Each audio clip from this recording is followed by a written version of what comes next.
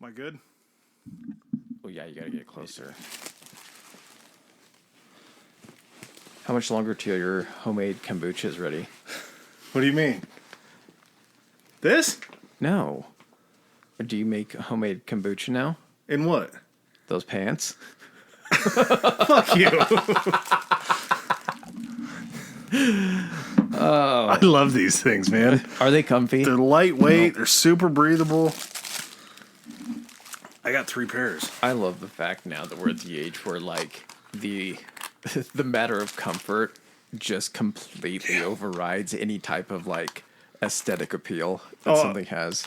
I've worn these to the store. I've worn them out in public. Who's going to say anything? I was going to say, those are the kind of shorts that you have that people won't say anything about. They're like, it's probably best if we just talk amongst ourselves about it. He might have a little African in him. We don't know. It would be South African, which would be unfortunate, but... So, getting to what you were just showing me a second ago. Okay, so what are these? So you actually found the Street Fighter Tiger Electronics that you had like, in a dress or something like that, and then you found your old smuggling device? Yeah, it was a big score. Just So what is, like, because Aquafina, oh, I guess Aquafina is a nationwide brand, right? Yeah. Okay. So this is like a 24-ounce Aquafina bottle. Yeah, and it's got the water in the top and the bottom of it. It looks like a normal bottle. Twist it in half. Twist it in half. There we go. And it is... you fit like 2 tennis balls in there. Yeah. Probably close. It's decent. I mean, So like you if could you fit tried probably to an ounce like, in there. hold it up to the light, then you would of course see that there's stuff in there. But I mean, at a passing glance... Well, and that's really all that it mattered, was just as long as it looked like something that would just be sitting around and it wouldn't be... Oh, I see. Like a surprise. Yeah. But, yeah, that thing's seen a lot of weed in its day. But, yeah, it hides perfectly. I'm convinced. Yeah, because you can just open the top and just fill the... You can't fill the water in the bottom one, but you could probably just refill the... So if someone was like, take a drink, you're just like, okay. Mm-hmm. It never goes away. Is it okay if the top is vodka? Trying to sneak shit into a concert or something. This brings me to something that I wanted to talk to you about. Going to the pot shop the other day and walking in, I've kind of realized that I'm just to the point in my life where I don't really want to say that I've aged out of it, because I'm about to break up a nug and put it in a bubbler right now. But like, going into pot shops for me seems just so much different than life used to be. Like, Well, I mean, going and meeting... You, personally, like, that's really, like, my whole experience was always through, like a third party. So it was always, like, my buddy would have the hookup or something like that, or, like, you would. Mm-hmm. You were, like, a little further into it, where you, like, knew people to, get stuff from and everything. Yeah. And now you're basically watching something that used to be so cloak and dagger and so hush hush. Now it's just so commercialized, marketed. Do you just walk in and you're just like, huh? Like, It smells right, and everything around it is just so bright. It's just like walking into like a boutique now. do you feel like it's a trick? You walk in, you're like, there's got to be a catch here. A little bit. It's just, I don't know. Maybe it's the pot shops that I go to, but I want a little bit more edge. Like, I want it to be a little bit more dark. Like, You want someone to be like, hey, I heard you mention something over there. Come here, I think I got something you'll like. Get like a little seedier. I would love You that. still want that element, like you might be doing something wrong. And I would also love if, and we're definitely doing a podcast about this. I haven't told you yet, but we are definitely going to do a podcast about ancient marijuana strains that have either gone extinct because they were stopped being grown, or different ones that they've actually like crossbred so much that you'll never find like a sensimilla again, or you'll never find Afghan Kush the way that it was grown in Afghanistan. That's what I was, kind of like going into a little bit more depth on that. Is it weird to think that, like, you could be potentially, I mean, it would probably be kind of hard pressed to find it. You'd have to go with something that hasn't been crossed with something else. But if you did find something that was just like the straight Afghan Kush and it hadn't been altered when it was there, they were just growing it like it had been grown for generations and generations, you could technically be smoking the exact same thing that like their priests and like philosophers and everything like that used to smoke. Yeah. And be getting that same feeling that they did. It probably wouldn't be great because like right now they've excuse me, they've genetically engineered it so much to where like pot back in the day was, if you were lucky, it was 10% THC. Like it was, it's like dirt weed. Pretty much. Yeah. That would be like the bottom shelf, like the $5 gram stuff that you find now is just all they had. So that's all they smoked. But I do like, there's a little bit of a nostalgic feeling. Like I love pens, not a real big fan of dabs, not a real big fan of edibles. I've just always loved flower. Like flowers, I grew up with it. I mean, it's classic. It's like listening to how some people still like to listen to vinyl. They like the, you know, the little nuances of it. Like with vinyl, you get the pops and the scratches, and with flower, maybe, you know, you definitely get like, I don't know, more flavor. You get the smoke. It's just like a preference thing, what you're used to. It's so weird that we can have this conversation, but there's like so many like different options that we're having to compare. Well, yeah, and like you used to have to talk about edibles where the only edibles you could really talk about, you had to make them. And it was just fucking like one half of the cookie could be insane, and the other half of the cookie, nothing would happen to you. You had to go talk to your guy, you had to go talk to your hookup. You had to ask him for shake because it's going to be the best thing to make it out of. You don't want to break down nugs just to be decarbing them in the oven and then putting them into oil or butter. But nowadays, that's what I had to do. I used to have to cook it down in butter. Yep. Yeah. And then you had to use the cheesecloth to strain everything out. I just used a regular strainer. It got most of it out. But man, at that point, like I'm not eating I'm not eating that brownie to be like, this is a real good brownie. Yeah, you don't eat for taste at that point. But walking into a weed store now, and I'm very basic. Like I like to run a spectrum. I like to get some indicas. I like to get some sativas, like some hybrid stuff, depending on what's dominant or not. But when I have to walk in there and be like, oh my God, what is Do-Si-Do's? Why are all these pot strains named after like Girl Scout cookies? Like, what is green apple pot? When you walk in and you see the video boards with all the listings, I'm just looking at it. I'm like, okay, first of all, I give me like the choice of just like indica, sativa, or hybrid. Like knock 2 of those out and just say, okay, focus on now these 18 that you're looking at. And I'm looking at the percentages. I'm like, okay, these are all within 5% of each other. And at that point, I'm just like, okay, can you come over and help me? Just like tell me this is what I want to use it for. This is the effects I like. Just pick one for me. Even if they don't know what they're talking about, I feel like they know what they're talking about. Well, and half the time they're high. So you know that they have to know what they're smoking. I mean, they're sampling their product for sure. It's not. I would expect that to be part of the. This is weird to say, like to have an employer be like, we encourage you to try. We're going to give you samples of the newer stuff, so then you can be. That's a business thing, right? Restaurants do that where they're like, hey, please try the special so you can tell people what it's like, or try some menu items so you can actually, from experience, tell them like. The flavors. Here's family meal. This is what we're eating tonight. This might be the special that's going on. Know what you're tasting. Know what the ingredients are.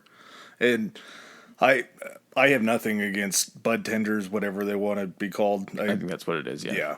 But my only thing is like, if you're going to be high, and I can't even say that because I've been high at jobs before, not always my current one, but things in the past, I was just high and functional. I just want a little bit of professionalism. Like, when I'm telling you, like, hey, I want 2 grams of this, or I want an 1/8 of this, by the time I get to the third thing that I say, you shouldn't have already forgotten the first thing that I said. That should already be in the computer. We shouldn't have to worry about it. I guess that's just why it's easier, because I can just point to a product and be like that. He's like, okay. And he just, like, knows it's that. He doesn't have a list. And then it's the process of, like, how they put your order in. Then a guy prepares your order. Then you go to the register. It's just, like... It's this assembly line of joy. There are still some times, though, where I just miss the old days. I miss when it was whatever was in town that week, whatever my guy had, if Pineapple, or if, like, Trainwreck came through, or one of my personal all-time favorites, Sour Diesel. When Sour Diesel came through, it was good living at that point. It was always going to cost you $10 more an 1/8, but you knew exactly what it was going to be. The smell was always right. The color was always right. And everything always felt good about it. Now when I go in there and I'm trying to pick out, like, white Tahoe cookies, I know all three of those words. All three of those words are words, and all three of them come from pot strains. And I asked the guy what it is. He's like, oh, it's a crossbreed of White Widow. It's a crossbreed of cocoa cookies or something like that. And I was just like, whoa, whoa, whoa. I wish they had like a system of, at like the Brazilian steakhouses, they have the little dowel for green, green and red, yellow, like in red. I wish they had a system like that where they would just give you like a lanyard that you could put on when you walk in, and they're like, how do you want us to talk to you? And I'm like, talk to me about what it does. And he's like, okay. Looks down, my badge is yellow, and he's like, okay, this one is an upper, it's a euphoric feeling and everything. I'm like, talk to me like that. Because when they start talking what it's strained with, I'm like, now you just have to explain what the other strains did and what this one does now. I somewhat get it, because things like White Widow that have been around for forever, I kind of understand. But even then, rolling back in your pot smoking Rolodex, you have to figure out, like, when did I have that? Was it good? Was it an upper? Do I was remember it a downer? Yeah, and there's certain ones that I do remember. Like, for instance, Sour Diesel's great. It's a good head high. You really get methodical. You really think well. And so I know what that is. But when it's cross-pollinated or mixed with like a pineapple kush, that's when things really start to get hairy. Yeah. And I wouldn't trade our system now for anything, but I just suddenly start to feel out of sitting place. here complaining about the different options in like strains and then delivery systems when it's just like it's the craziest time to be alive. When all you have to do is just thank God that it's legal in most places now, some places now. But when I walk in there and I look at the guy behind the register or look at the guy behind the counter and he's just red-eyed as the devil's dick, and I look at him, I think, man, I've been smoking weed for longer than you've been alive. Like, I've smoked weed for longer than I've been alive than I haven't. I'm coming up on next year. It'll be 20 years of pot smoking in my life. Like, not continuously, but like since the first time of being a young man and the coming of age story to being what I am now. Like, it's probably been the only constant in my life that I can think of for the last 20 years. Like, maybe like sports, watching football, things like that. But other than that, I've never had a love affair with anything for 20 years. I can't remember the wrestling. Never mind. There you go. I can't remember the actual like date, but I want to say I think I was probably like 17 or 18. And we were up camping, and my dad was there, and my sister was on break from school. So she was down, and we were all camping up at this like harmonica festival. It's in this tiny little like tiny town. It's got a population of literally like 13 people year round. It's got a main street and a bar saloon, and then a little grocery store / liquor store. So once a year, all these people come in to it for this festival, and it's just basically a big party. And I actually think that was the first time I tried it. My sister had it, and she kind of looked at my dad, and she's like, I mean, if he's going to try it, he might as well try it with us all here. In case anything happened. I was like, all right. And I don't remember like the effects because I was drinking too. So I think that kind of, I don't like it when they kind of butt heads. I like to just do the one. You're a purist. I like that about you. What was your first smoking device?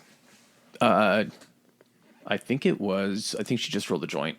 Oh, yeah. Okay. Wow. Yeah. That's an aggressive way to start. Yeah. Well, I didn't know any better. I just, Yeah, as long as it was like a little spliff or something. My first was I think it was a Mountain Dew. I want to say it was Surge, but I think it was Mountain Dew because I think Surge was gone by then. But I remember getting Proposition, and I was like, well, yeah, I've heard of it before. Let's see what's going on. And it was these three older dudes that I had played football with, and they start poking holes in this can. What did they use, a little knife or just a push pin? And I kept thinking, what? I thought we were smoking guys, weed. It's gonna leak out. Your soda's gonna leak out. So they get everything ready, and then I see them break out this just regular Ziploc bag with like just 3 of the littlest nugs that you've ever seen. Just like you could have dropped them on the ground, you wouldn't have been able to find them. Like you're lighting them and you're being very careful not to light like all of it. You're trying to just like get little segments. You're trying to stretch it. Yeah. I don't know how to corner it at fucking 13 years old. Like I don't know how to just not burn the whole thing. Maybe you were like, oh my God, that's so much. Yeah. They could have told me it was a pound at that point. I'd be like, wow, that's crazy, man. It didn't even hold the lighter my first time. This didn't is 300 understand. pounds of marijuana. Just seen $300 worth of marijuana. Yeah, he probably could have sold me the rest of the bag for $100. But it's a nostalgic feeling to remember that stuff and to just kind of think back to these first times. And I'm sure we'll do like a first time one-on-one or something like that. But yeah, I'm happy for what it is now. I'm glad for what it is now. I wish that they would make it easier. That's the other thing that I don't get is maybe it was the older folks, like the senior citizens that you always see at all the pot shops. Maybe they've just picked it up later in life, so they've just kind of written it off as something that they'll never understand. Because, I mean, if I don't understand it, I don't think a senior citizen would really get, like, the strains and what everything does to you and all that kind of stuff. But I just want something that makes prices right a little more entertaining. Yeah. I don't know how they do it, but I'm happy where we are. I'm happy that people can get their medicine. I'm happy that people can get anything that takes the edge off. I would rather anybody smoke weed than drink. It's just or even if it works for you in lieu of prescription medication, like absolutely benzos, or I'm trying to think what SSRIs or anything like that. Because if you're dealing with something that's just like kind of more minor, like you have like minor anxiety or like minor depression, and I do like, you know, I think you can have like major, I think it's on a spectrum for that kind of stuff. But I think if you just have those smaller issues, they can give you a lower dose of those like SSRIs and everything, but then you're still dealing with the side effects of it. And the thing that I personally like about being able to smoke is you can give yourself like, you only can use it if you're feeling it coming on. Like if you can't do that with, you know, antidepressants or anything like that. Well, you have to consistently take that stuff for it to be effective. Like this, if I start getting anxious, like if I'm in a crowd and I take a little bit, I'm just like, oh, okay, now I'm good. And then if I need to re-up in an hour or something like that, I can. I just like the control over it. That you're putting something that's not lab made inside your body. Well, I mean, kind of lab made, but a little lab engineered. Not even in comparison to something like that. The other thing too that's kind of crazy, and I'm ready to segue this bitch. Okay. Is the fact that it's legal in so many places, but the people that are in the prison system that got arrested for things that are legal now, have we really like ever come to, and I'm sure we have, that's just not going through my head right now, but a situation in which people are in prison for something or incarcerated that's no longer illegal at this point? Because I know in some states it still is, so those ones are, you know, different, but have we run into that situation in our society? Prohibition, I don't know what they did with that. People that were arrested for bootlegging and things like that, I don't know what happened to those people, and we'll find out when we do a Prohibition episode. But what happened to those people after Prohibition ended? Did those people have their sentences, you know, commuted or forgiven, or? Well, that's kind of the interesting thing is legalizing marijuana in some states was a great deal. Like that's you've seen the money, top notch. Yeah, you know what you're doing. You hardly ever hear about like I still hear far and away more drunk driving incidents than anything to do with hands down. Yeah, not even close. But in the process of doing it, there were certain hiccups that states didn't really figure out, and some of them still haven't, I believe. And that's just me talking out of my ass. But at one point in most states, and it still might be this way, if you had a prior conviction still for like distributing marijuana, selling marijuana, growing, anything like that, you were barred from getting your license to sell legally. Which I don't really get, because if you've made something legal that they were convicted of doing, you would think that would almost be the person that you would want to, like, they only dealt weed because they needed a money source. That's the only reason you do it. That and maybe joy. Yeah. But at the same time, those people were doing it below the table because they couldn't find a better opportunity above board. So once it becomes above board, I've met a lot of drug dealers that I would let them do my taxes if they knew taxes. Like, they're just great businessmen. Yeah. And to not allow them to legally utilize the skill set that they do have in now a legal manner. Yeah. Especially guys that just did, a year or two for transport or for manufacture or anything like that. Yeah, and then what does that say too? If you're like, okay, well, I have this experience that I can now do in a legal manner, but you're not allowing me to do that, so my options are to learn an entirely new skill set or do this illegally again. Which it's much easier for me to go ahead and use the current skill set to do this illegally.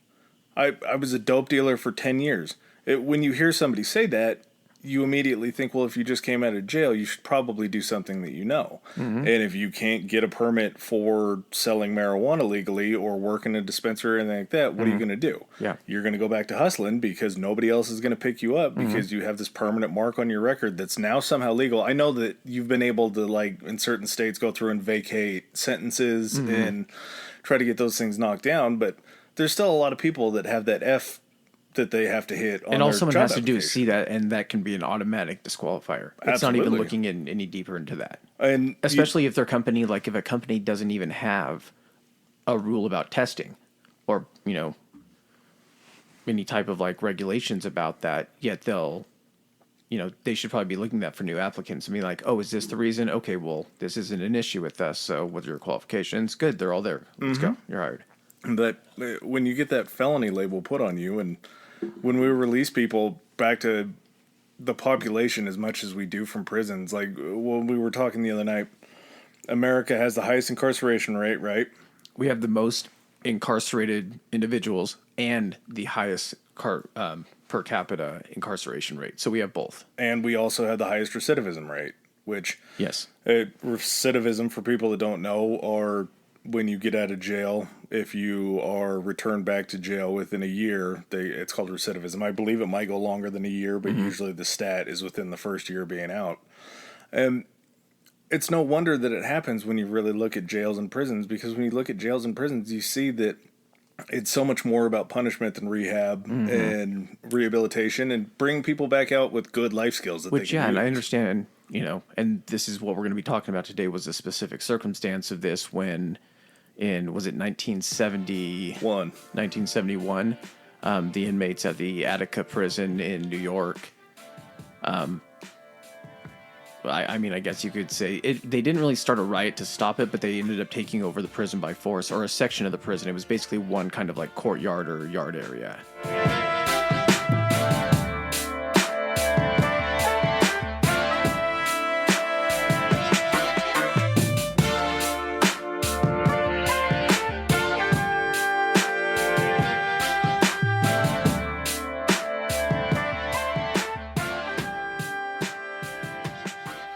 The best way I would describe it was just a final blow-off and running over emotions that was violent, that could be considered a riot. But that riot turned into so much more of an uprising when people realized, like, this wasn't just because they were mad that they didn't get an extra hour of time or outside. They're just trying to be violent or anything like that, like control power and like take... That's the thing, though, too, is like looking into this kind of stuff has made me question a lot of the other things that I've made snap judgments about.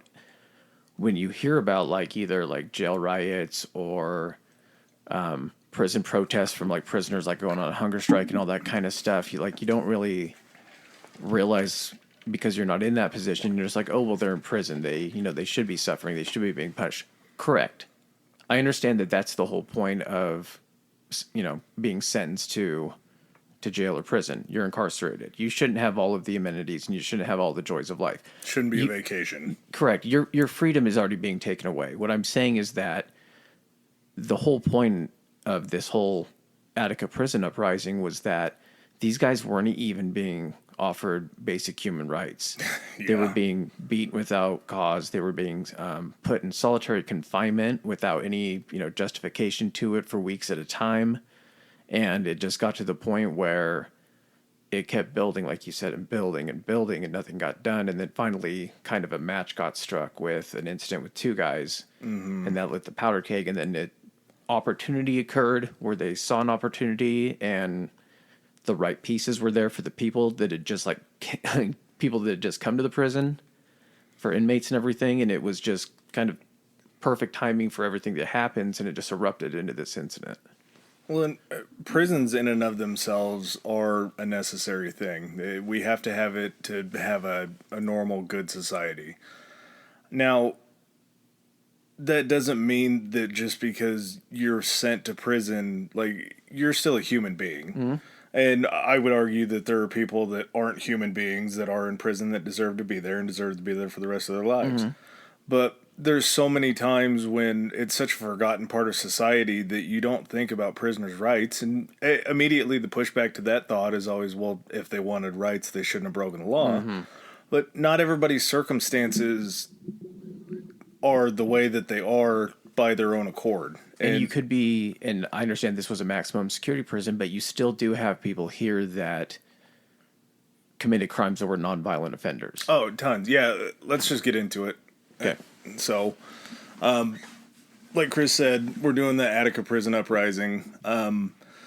Attica was a maximum security prison, like Chris said. It was opened in 1931 in Attica, New York. So it was open 40 years before the uprising took place. In its time, it was the most expensive prison that was ever built. And they spent, 1931, $9 million. Did we ever figure out in the Vegas one how much Hoover Dam was? Probably 100? Keep going in all. $9 million in 1931. And, of course, being the opportunists that they were, opportunists, probably the best word to use, it was designed by prisoners from a nearby prison in Auburn. I think it was Auburn Prison. I'm not sure if it was in Auburn. But they used prisoners to build a prison for more prisoners. Like, just the most simple thing that you could do. And the most, I guess it's the easiest way for them to do it. It would be the cheapest way. So the cheapest way, and it still cost $9 million back then. Let's see. I'm trying to find out what this would be. So, $17 million? That doesn't sound right. It sounds like it should be more than that. $17 million to build Hoover Dam? No. $17 million today would be the comparison rate. Oh, 9 to 17? Oh, hold on. It's saying value of $900,000. Hold on. Why isn't it saying... Keep going. I'll figure this out. Are you doing it in pesos? But they built Attica specifically for the reason to mitigate uprisings. They didn't want it to happen. It was going to be just something that didn't happen inside the prison. 160 million. Sorry. It would cost $160 million today? To build it today, yeah. And didn't AT&T Stadium cost like $100 million to build? I don't know. I don't follow the fucking Cowboys. Okay, well, I'm not interested in Jura. Jura Land's pretty sweet, Jura Land. Yeah, that's an insane amount of money to spend on a prison. And it wasn't like they were building it for frills. They were literally building it to stop uprisings. Bare bones. To stop these people from being out. And secure. That's all they cared about. Yep, and security it absolutely had. The outside wall that was around it was 30 feet tall, and it was buried 12 feet into the ground. So if you were tunneling, it didn't really matter how far you went with whatever you had, because you're not getting below 12 feet. Cafeteria spoons aren't getting you any lower than 3 to 4 feet, maybe. You had to have time to do it. They had the wall itself was 2 feet thick, so that was a big bitch. Mm-hmm. There was no way, even if you got to it, you weren't breaking through it or anything like that. No. It was right there. And then on top of that, there were 14 gun towers. So 14 gun towers around the whole thing. They're going to be watching every square inch of that wall. You're not ever going to have time to get anywhere close. No. You're not going to be able to scale it. You're not going to be able to dig under it. And if by the stroke of luck that you don't get seen and shot by a guard, there was just no escaping. Well, yeah, at that point when prisons, I'm assuming that, I'm not a fucking prison expert, but I'm assuming that like when they were building new prisons, especially the most expensive built at the time, they looked at all the ways the prisoners had escaped from all of the prisons around the country. And then they were like, oh, okay, we'll just make sure those are all corrected. And then the next prison to come along would do the exact same thing. And if anything new happened at the prison before it, they would just add in security for that. Yeah, they had case studies through years and years of people being incarcerated to figure out what exactly they needed. And the way that their prison was, the way that Attica was in kind of New York back in that time, was they had built a maximum security prison but hadn't quite caught up to filling all the prison cells and beds with maximum security inmates. So like you were talking about, there were people in there for murder. And in 1971, more than half of the prison population were serving 7 years or less. So you're going to a maximum security prison serving 7 years or less, and it was, I think it was 62% were convicted of violent crimes. So you had 38% of the guys in there that were convicted of nonviolent crimes serving in a maximum security prison, which maximum security holds killers and everybody else, but they weren't separated out. They were put in these same housing units in these same cell blocks as murderers, as guys that had attempted to murder, like violent people. It just seemed like it was kind of doomed to fail at that point, because if you go in for a nonviolent offense and you have to go hang out with violent killers and people that rob people for fun and people that have maimed people for fun, like that's just you're already in prison, and now there's this whole other element of danger to it. Yeah. So it's like, great, not only am I in prison and everything, this sucks enough. Now have to worry about the element of getting stabbed, even more so. Or learn from these guys that have done much more serious crimes than I have. I didn't even think about that. The interaction between the other, guys has 7 years or less, but they're sitting there the whole time hanging out with these violent inmates. Are they getting ideas or anything like that? Yeah, the only thing that got me arrested was I screwed up this, and this. If you do this and you need money, this is a way to get it. Or you're hanging out with those guys for protection. Yeah. Because they bring you in and, You have nothing but time at that point on your hands. So they've called prisons basically like criminal school, because you go in being a shitty criminal and you come out being a less shitty criminal, but more of a detriment to society, because they don't set you up in a way where you can transition out to a work program to make money. You're just breeding you're just essentially, it's a breeding ground for like smarter criminals. And that's why I think I told you it was 44% is the recidivism rate. Sure. That's so high. You didn't say the percent, you said the highest. Oh. So I don't, Okay. It's just so crazy to me that there could be that many people that get out and can't live for longer than a year. So just because we're going to be going back and forth on some names and everything, let's just kind of lay out who the actual players are going to be in this. So at this time, the governor of New York, the state of New York, is, what's his first name? It's Rockefeller. Yeah. Is it Joseph? Probably should have had his first name up there. Usually when you say Rockefeller, you don't have to worry about it. I know. But, anyway, so he's the governor of New York. So just to kind of give a little information, so he is in the Rockefeller line, essentially, like Nelson. Nelson? Yep, Nelson Muntz Rockefeller. Okay, so he was in the Rockefeller, the famous Rockefeller family. I think he still lived as governor in the family estate, and he had he had political aspirations of being on the president's cabinet or even actually running for office for the presidency at some point. So he, his stance against crime and this whole situation was he was going to need to be tough on it because he couldn't appear weak on crime as part of his kind of like campaign for the future. We then have the director of New York prisons, who is Russell Oswald. Oswald, that's right. So Russell Oswald, I'm just going to call him Oswald for the rest of the podcast. So Oswald is the director of New York prisons. Now, this guy sounds like a genuinely good guy trying to do the right thing. He actually got elected to the position on the platform of prison reform. He believes that the primary focus of prisons needs to be the rehabilitation of inmates. And he was trying to kind of root out all of the, because there was murmurs going around about treatment of inmates and everything like that. He was trying to make sure that none of that stuff happened on his watch, and basically kind of acted as an advocate in this situation, but when it came to the feet to the fire, didn't come through. Well, and he kind of played a massive role in the uprising too, like the steps leading up to it. And it just, as a guy, I think he probably had good intentions. Was this where he wanted to put forth his good intentions? Like, this was a very shock to the system. Yes. It was, yeah. They kind of... Well, I mean, there had been previous prison riots and stuff like that, but nothing like this to this size and scope had occurred.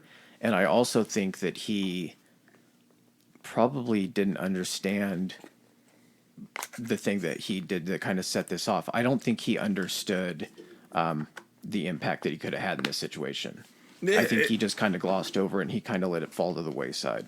It wouldn't have taken much for him to step in at an earlier time and say, hey, I hear you, I see you, I understand what's going on. Give me a little bit of time to work and see what I can make happen. And all you had to do was show up. It just, the way that he was, I do want to believe, like, with as hard as he pushed through some of the documentaries to try and meet some of their demands, and in the end, to essentially keep the dialogue going, yeah, and everything. He wanted to go ahead and come to a peaceful resolution. That was his main priority. That was his focus the entire time. They absolutely could have just sent the New York State Police in there along with the other guards, which was a very odd choice. He could have done that day one. He could have done that as soon as they'd figured out what happened. He didn't, though. He gave them time. He tried to give diplomacy a chance at that point, but I don't know, maybe I'm criticizing him too much because the players around him seem to be kind of his downfall. Like, everybody else around him didn't want to help, so he couldn't help. Well, everyone below him was giving him certain information like, hey, we need to go ahead and have a show of force. And everyone above him kind of had the same mindset of the people below him. So it kind of felt like he was in the middle trying to temper all of these, essentially this opinion that they should just, put their foot down and go in.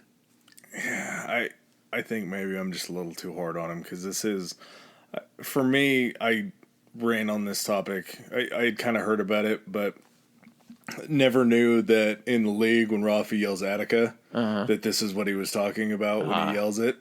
And it's, I think, a pretty common phrase when you're about to commit some crazy shit, when you hear somebody yell Attica, whether it be a joke or something. But this was a full-blown, I mean, there were deaths, there were multiple injuries, not shockingly enough, but more on the taking back of the prison than when they actually initially took the prison. By far. It's not even comparable. I mean, so in 71, and it was at the beginning of September, in 71, there were 2,200 men at Attica. So 54% were black, 37% white, and 8.7% spoke only Spanish. And they were pretty much all Puerto Rican. So 80% of the inmates hadn't finished high school. And the conditions of the prison, they were, you got to think, this was built in 1931. So even 40 years later, like, the advance in technology just for everything was huge. That was after the war. That was after the industrial boom and everything. So, other prisons getting made at this time had, better conditions. So you're talking about using, showers and plumbing that were 40 years old and cells that were 40 years old. And, depending on what the actual, because wasn't it overcrowded at this time too? They had built a fifth block, and I think that it might have been full at the time. But it definitely was getting up there. And it's not getting to the point where they're pumping a ton of money, especially into a prison from 1931 where they're pumping money into this thing for upgrades. Well, so, they're building more prisons. Yeah, that's all they're doing. So at this point, not only do you have the, degrading conditions that you're living in, again, we're just talking from a standpoint of basic human rights and needs. Those weren't getting met. Medical care was almost non-existent there. We'll get into this more, but there were unprovoked beatings that occurred. So these guys definitely that needed medical care couldn't get it. And then, so you had the factor of the prison itself having poor conditions, and then the treatment by the guards themselves, the conditions were horrible. Well, and I don't know how much you got into, like, what their allowances were a month. So I know what they made. So they would make 6 cents a day for working.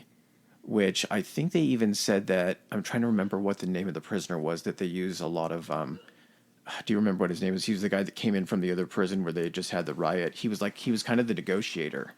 So he was a newer guy. I'm trying to remember his name. He was the guy that got moved from the place that had an uprising before that, yes. Right? Yeah. I don't remember his name. So he was saying that in order to purchase a toothbrush, he would have had to work for 6 weeks at that pay to save up for a fucking toothbrush. And that's just a basic human. Why wouldn't the guards want the inmates to have toothbrushes? Like, you want to deal with, like, bad breath? Like, Well, give not them, to mention to them, man. Like, they were allocated a roll of toilet paper per month. yeah. How in the world can you stretch that a month? I don't know.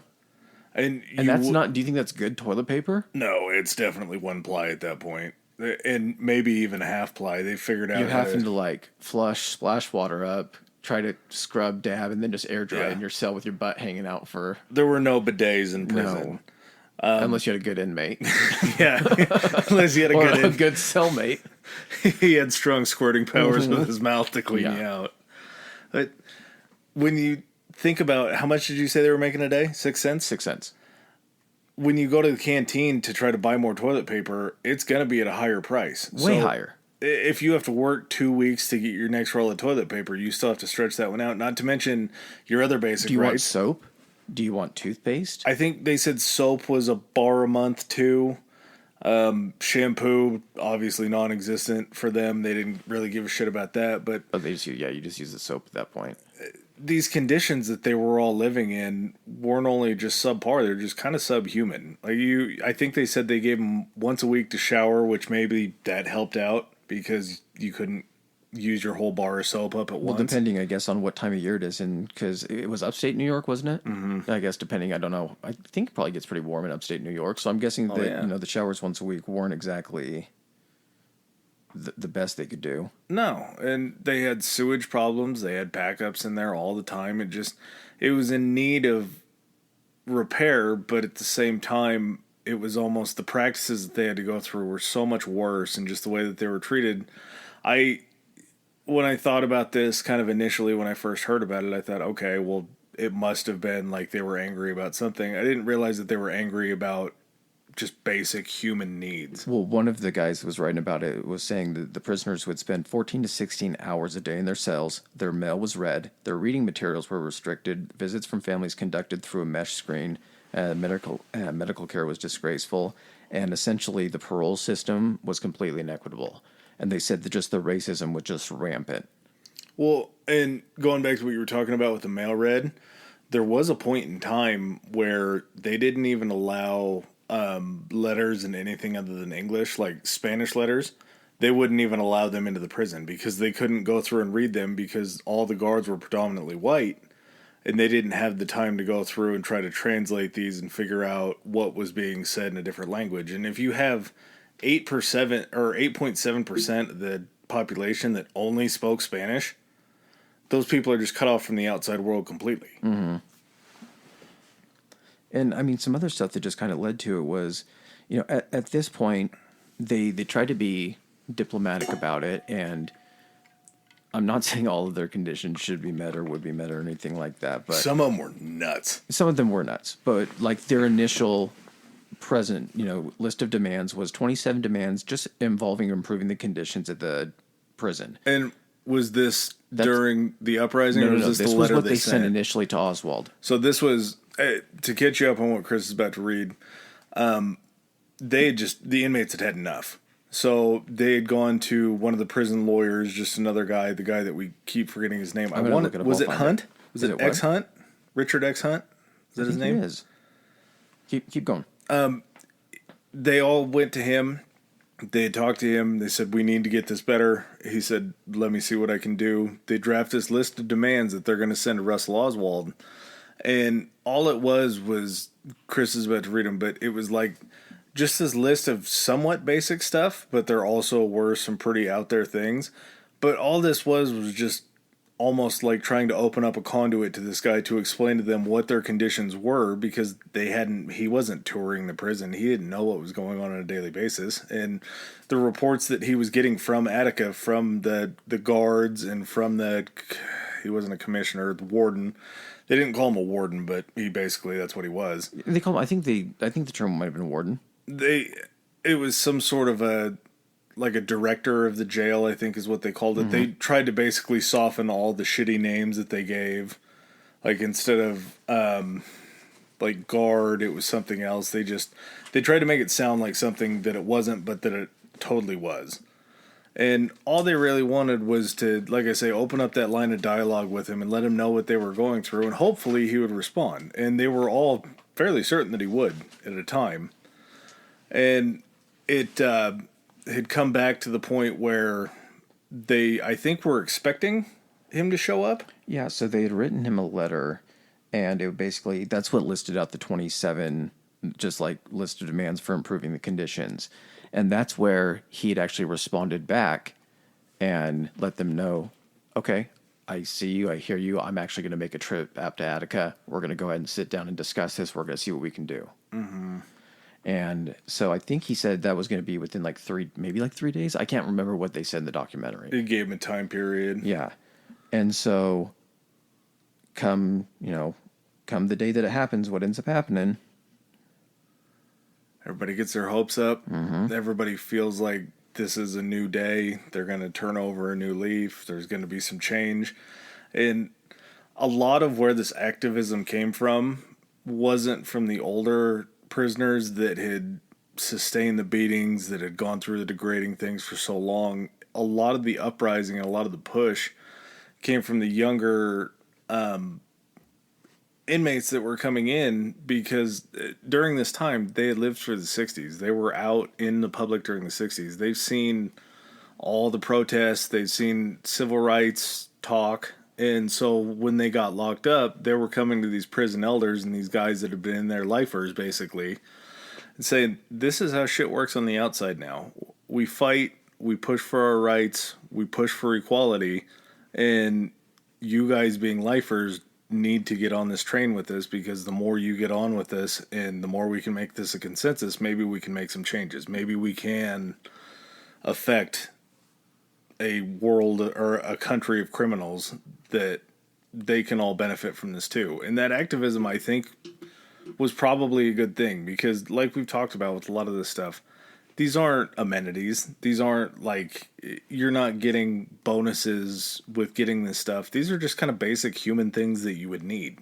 And the treatment that you would need. Like you were talking about with some of the practices the guards had, where they would basically pick and choose different rules that they thought that you weren't following, that weren't enforced at any other time. But if you were on their bad side, if they were having a bad day, they would come through and crack it. And they would send you away. They would do lock-ins on these guys where I think it was like 23 hours a day. They would stay in their cell, or they would take you to basically the hole, I think is what they called it, right? Well, and yeah, it was solitary. Solitary confinement? Yeah, and we've talked about kind of what the buildup was and like how it gets set off, so... And I think it was Richard Hunt was the guy that was the newer guy. And when I say he had experience with a prison riot in a different prison, it wasn't like he like overthrew the prison or anything like that. He had been present during the riot. I think he'd been maybe someone that had spoke on behalf of the prisoners for negotiations. And I think that's why he also may have been moved. So he ends up showing up. That's what he did say, I think, in the documentary that I saw, was that they had moved basically all the people that were in the riot, and kind of ahead of the riot.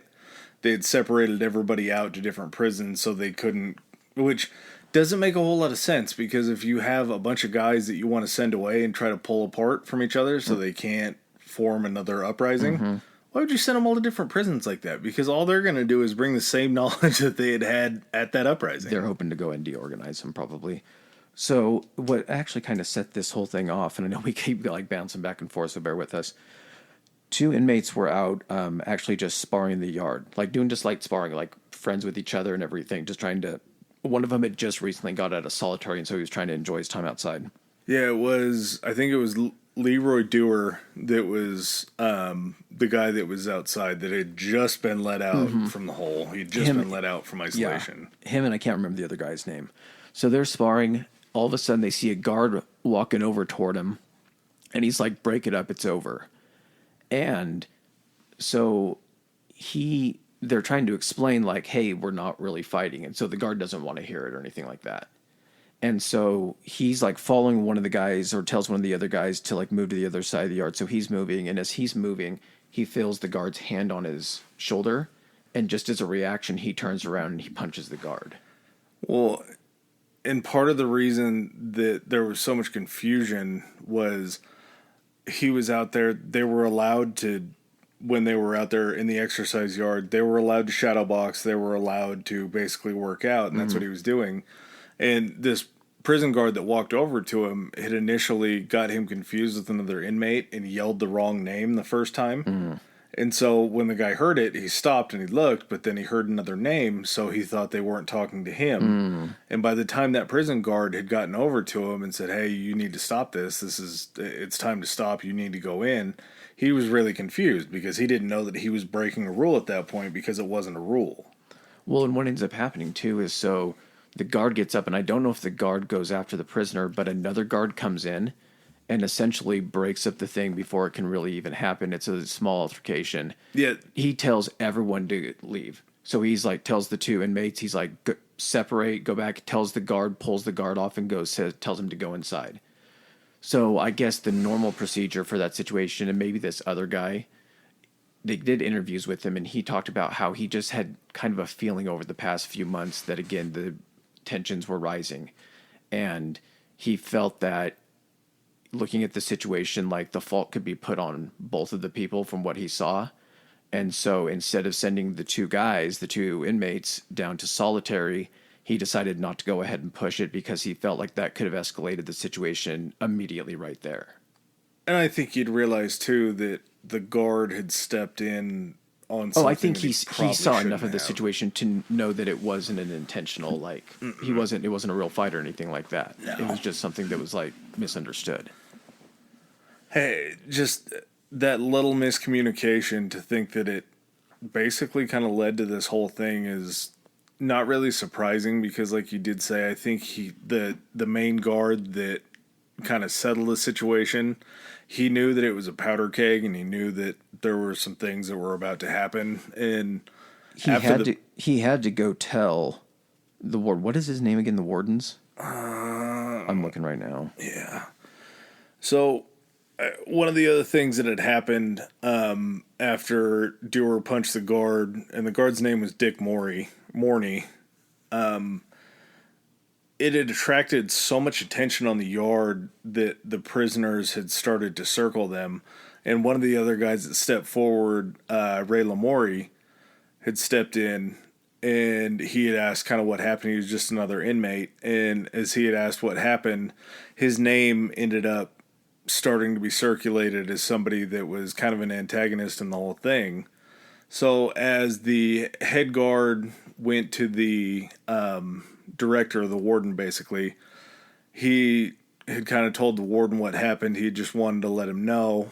And the warden decided that the head guard had basically let the guy that was boxing off without a warning, Dewar, the inmate, that he had gone too easy on him and gone too soft on him. And he told the guard, basically, this isn't how we handle these situations. You know how we handle these situations. You need to make this happen. You need to make sure that these guys are punished because the other inmates in the yard see this guy getting away with something.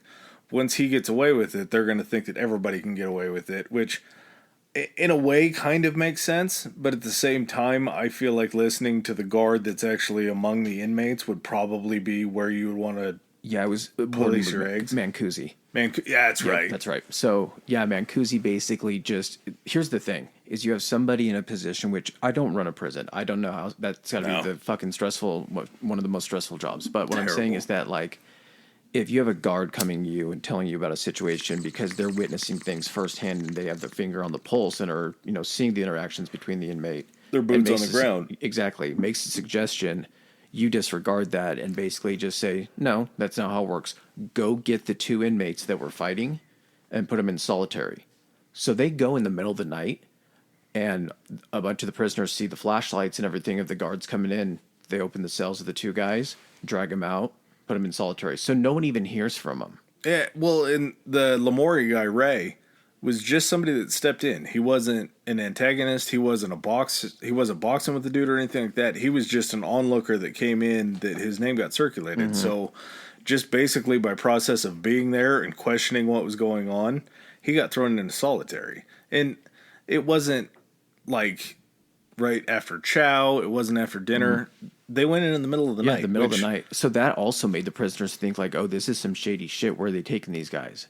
Well, and So they even asked, like, hey, what's going on? They didn't get answers or anything like that. So for all they knew, they could have been taken out and beaten. They could have been killed. Like, they didn't know. A lot of them thought that. Well, and you saw that Ray Ortiz guy that plays a role coming up. He threw a soup can and ended up hitting one of the guards as they were leaving. Mm-hmm. Like, they were trying to fight from their cells to stop them because, like you say, they didn't know where these guys were going. That's not procedures to drag someone out of their cell in the middle of the night. No, not at all. So during this whole thing, I think because of the behavior, the guys that were in, it was Block A, wasn't it? I think that was it. So the decision was made higher up that they were going to lose their yard time. Was it that next day or the day after? It might have been the next day. It was the next day. So they were going to lose their yard time, and homie that threw the soup can, Ray Ortiz, was going to be under, I think they called it lock key, where they're just kept in their cell the whole time. Mm-hmm. So he wasn't going to be let out for breakfast, wasn't going to be let out for lunch, anything like that. So morning comes. Obviously, there's still some tension going on because of what happened that night. Anybody that missed it is now getting filled in on all the information and all the, it's all getting hyped up. So, yeah, just everybody's talking about it, I'm sure. So that everybody out except for Ortiz, and just through sheer not paying attention, somebody was able to flip Ortiz's switch to unlock his cell. So Ortiz is let out, and he leaves with the whole cell block A, to go to breakfast in the morning. I think they were actually going out to the yard. They were initially going to breakfast, and once they had realized that Ortiz was out, they had to find him because he was supposed to be under lock key. So when they get to breakfast, everybody realizes that Ortiz is there. He's not still in his cell. And they have to figure out, A, how Ortiz got out, and B, who let him out. And so after they were leaving, just the way that Attica was set up, there was a place that they called Times Square? Times Square, yeah. And Times Square was kind of like a middle staging that led to... It's kind of like the nerve center in the middle for like the guards to hang out, sort wasn't of, it? Yeah. But it was a way of transporting prisoners where there were hallways kind of that led to... It was like a concourse almost. You would walk think of like a stadium, like a long... I envision like a long hallway. Mm-hmm. And I think that was leading out to the yard. And it led out to the yard, but it also led out to everywhere, all the other blocks. Okay, you could get anywhere and everywhere. Yeah, you could go through and close different doors in around there to make sure that there weren't people that were going where they shouldn't go, and they could kind of lead them like cattle to where they needed to go. Gotcha, okay. Before we find out what happens next, I gotta pee. Okay. Doors got locked leading out to the yard, but there were guards with them. So, and not a lot, just like guards that were escorting them out. So they get to the end of this hallway and find out that the doors are locked. And then what kind of sets it off at that point? Was it the fact that it just someone just took a swing at someone, or? As they were trapped in that hallway, the people that were running Times Square were not... Like you said, they weren't in on it. They didn't know what was going on. They didn't know anything about the yard time. So they get to the gate and it's closed. They closed the gate behind them initially because they thought that they were going out to the yard. Yeah. So the officers took that, chance to try to find Ortiz, one, in the hallway there because he wasn't allowed anything. So he needed to go immediately back to his cell. And as they were trying to find him and as they were trying to figure out sort of like how he got out and how he was let out, the inmates had realized that they were basically outnumbering the guards at that point. And they knew why they were coming after Ortiz. They didn't want him to have to go back into lock key. Because they also didn't know what they were going to do to him, and they also probably still didn't know what happened to the other guys. And they weren't going out to the yard. Yeah. So you have all these combustible elements in this little area, and they had opened up, once Times Square had figured out, I think they had opened up either to try to get other guards in as things started to escalate, or they just opened it up. But it allowed, as soon as everything broke out, and when the fighting broke out between the guards and the inmates, there were inmates that were still swinging on these guys, but at the same time, it wasn't everybody that felt that way. And the Muslim population inside the jail was, I think, fairly decent. They had a pretty wide-reaching impact. And once these inmates had started to see some of the guards get the shit kicked out of them, just on pure instinct, they were trying to get them out of the fighting. They were trying to save these guards' lives because they didn't think that because the reprisal would be against everyone. Oh, yeah. One thing, too, that I can't believe we missed over when we were talking about Oswald. So prior to this happening, the reason why tensions were so high is because, bad on us. Oswald had communicated with them that he would be showing up to the prison the day of. They get a letter, or was it a phone call? A recording. So, a recording. The jail had this system of PAs, and I think it even had headphone jacks in some of the cells where they could plug into basically prison radio to listen to, which nobody probably had fucking headphones because they were probably $1 billion and it would take them 50 years to get them. So he had told them that he was going to make an announcement, so everybody was listening to the radio, and basically all the announcement was to tell them that he was going to be working on their behalf. He had their list of demands. He was going to see what he could do, but he wasn't going to be showing up to the prison. So at that point, they felt completely dismissed, that they were just getting the runaround again. So that's also why the tensions were so high. So a combination, again, of things about the guys getting taken out without information. They didn't know where their two of some of these guys' buddies were. Oswald showing up was kind of their hope for change. And as soon as he didn't show up, as soon as he broke that promise of wanting to come there, like he had said in his letter, then it became almost like there was not really a whole lot for them to... Well, there were reprisals too. So Mancusi actually restricted their reading access, and a few other privileges even more so after he found out that they wrote a letter and sent it to him. So I mean, it was just all of it came to a head. So what ends up happening, from my understanding, is that the inmates are beating up the guards. Several guards, like one or two of them, make it back to Times Square and are pounding on the door, let us in. They open it, let one guy in, close it. They're trying to make sense of what's going on. Another guard comes in, pounds on the door, let us in, let us in. So these two guys are actually beat up one of these guys is beat up pretty bad. That they end up getting in here. I can't remember what his name was. He's the guy that... Lieutenant Kelsey and Curtis were the two that got the shit kicked out of them in the hallway. The guy that you were talking about... I can't remember the name of the guy that got into it. Anyway, one of them does get beat very, very severely. Yeah, this wasn't the guy that's coming up, though. So I'm not sure exactly how it happens. If they're just trying to get people out of that hallway and coming back, but those doors get unlocked out to the yard. So the prisoners are able to make their way out to the yard. When all is said and done, when they do get out there and kind of the dust settles on this thing, is 10 guards? That they're holding, 9 or 10? Are you talking that they've taken out to the yard as prisoners? Yes. They had ended up taking, 50 prison employees that were taken hostage, and they did end up releasing 11 on the first day. Okay. Just kind of as like bargaining chips. Okay. But yeah, 50 prison employees were taken hostage out there. And these guys were definitely treated poorly in the beginning because obviously if you're taking hostages, you're not doing it in a polite manner. And so I'm sure they were scared shitless at that point because they didn't know if they were going to live or die. They didn't know if they were being brought out to the yard to be murdered.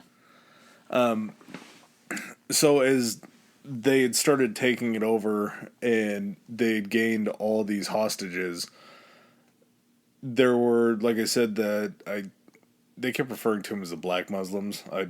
I hope that they probably were all-encompassing and took in everybody. But the Muslims surrounded them and stopped them from harm. Like, they stopped them from getting their asses kicked. They stopped them from basically being killed because they knew at that point in time that, A, they were good bargaining chips, B, it wasn't right to do to another human being. They really practiced nonviolence. That's what they preached. That's what they practiced. They didn't want to see any harm fall to them. But also, I do believe that there was a good chance that they were thinking about it as in terms of having a bargaining chip. Oh, definitely. And again, I'm trying to look up this guy's name. The guy that he had just got there, and he was the guy that kind of they turned to. Yeah, I couldn't find him either. And I feel horrible about... Cut it for a sec. Let's listen to the... All right. We'll be right back. We're going to find this for you guys. Okay, so we got the guy's name. So there was a guy that did come over from another prison. What was Adewale? Amawale. So he had spoken to another guy within the prison that he asked for his advice kind of on this rebellion and the riot and everything, how to handle it. So Richard X. Clarke was actually the leader of the Black Muslims within the prison. He was one of the guys that after they took over, and they didn't take over the whole prison. So they took over just a portion of it. I think it was the prison yard of Cell Block D, right? Yep. Okay. That was it. So how many people were out during this? Half the prison population They ended up was getting there. half the population out during this whole thing. Which, obviously, they went through and through other cells to bring other guys out. Yeah, they were trying to basically liberate the whole prison. And part of the prison was still held by the guards and locked down because there were meetings that still took place within the prison from the negotiators and everything. And that was them going through and taking over as they'd realized that they were kind of pushing the rebellion out into the yard. Yeah. So Richard Clarke, so he's going to kind of act in this situation as the negotiator. He's kind of elected by a group of prisoners. And this isn't like they're going out to the yard and just like trying to destroy stuff. So basically once they get out there, after a little bit of time, they start actually getting organized. They go and get medical supplies and start moving out medical, I think, and like food supplies out to the yard. Start getting them organized and everything. They have this long row of tables that are going to be their negotiating tables.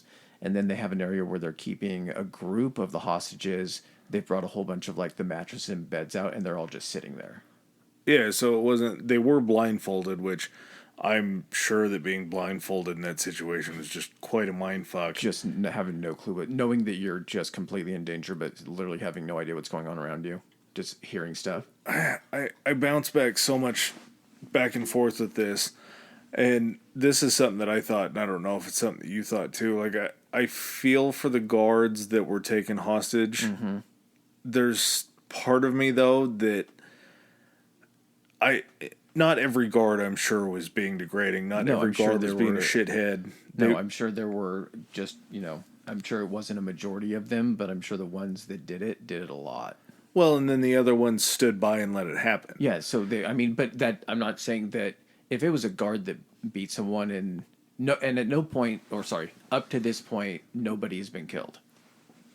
No, not to this point. There will be people that died during the initial takeover, but not to this point. So, at this point, they're kind of organizing. They select Richard Clarke to be kind of one of the spokesmen, and was it Oswald has made his way down at this point, or is it Mancusi is initially who they start to try to negotiate with? Which wasn't going anywhere because all Mancusi wanted was his prison back, yes. Whether by force or by diplomacy, and diplomacy wasn't on his schedule. Well, in the conversation that when he went to go when Clarke went to go talk to Mancusi, they have all the sheriff guards that are left, and then also probably all of the sheriff's department that they could get there within that time frame out there armed. And then they have the prisoners who've kind of busted out some like riot gear and everything. They have like football helmets and like some batons and everything. Yeah. So Clarke takes a couple of prisoners with him for protection, and then him and Mancusi come and meet to discuss. And at that point, he knows that Mancusi is not willing to listen to them. He punished them for trying to make suggestions for improvements, and he punished them for it because they went to Oswald. So they know first and foremost that they're not going to get anything from him, and anything they do get from him is going to be empty promises. So I think, and he's very cordial about it. He basically tells him, hey, we're not going to go ahead and have this discussion. We need to go ahead and get Oswald here for, someone that can actually do something.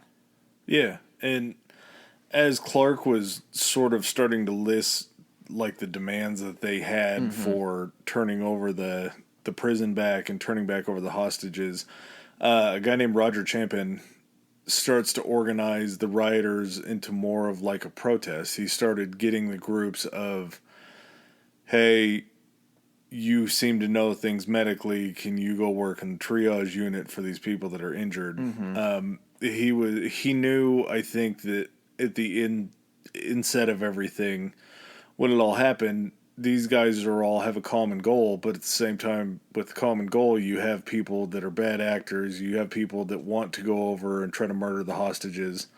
So you have to keep people busy is the biggest thing too, because the more time they're going to sit there just thinking about it, they're like, is this going to work? Do I have nothing to lose at this point? If I don't have anything to lose, what am I going to do? They're also wild. They still, I don't think, had come to grips with it. So they're still jacked up. Essentially, they just took the prison within the last hour or so. Yeah, Champion knew that they needed to start to form these little groups, like people to take care of food, people to take care of water. They need to just basically get organized. Yeah, and I think as part of that, he knew that they needed security because, like I say, they were still inmates. Mm-hmm. They had just made a very rash decision to do something, so we knew that they needed security. The only way that they're going to try to go ahead and their goal, of course, is to come to a peaceful resolution on this. Yeah, all they wanted was what they had asked Oswald for. Mm-hmm.